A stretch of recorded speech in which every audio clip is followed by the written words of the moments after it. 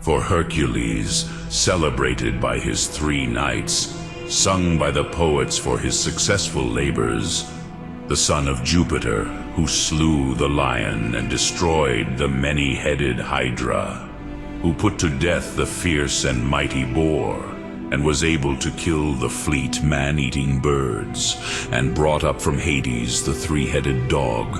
who effectually cleansed the huge Augean building from its dung, and killed the bulls and the stag, whose nostrils breathed fire, and plucked the golden fruit from the tree, and slew the poisonous serpent, and for some reason, which it is not lawful to utter, killed Achelous and the slaying Busiris, and crossed the mountains that he might get water, which gave forth an articulate speech, as the story goes.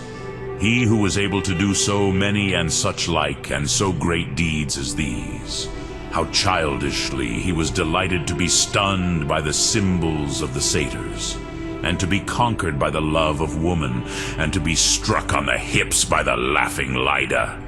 and at last not being able to put off the tunic of Nessus, himself kindling his own funeral pile. So he died. Let Vulcan lay aside his envy, and not be jealous if he is hated because he is old and club-footed, and Mars loved because young and beautiful.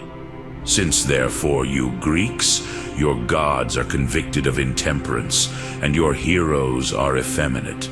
as the histories on which your dramas are founded have declared, such as the curse of Atreus, the bed of Thyestes, and the taint in the house of Pelops, and Danaus murdering through hatred and making Aegyptus childless in the intoxication of his rage,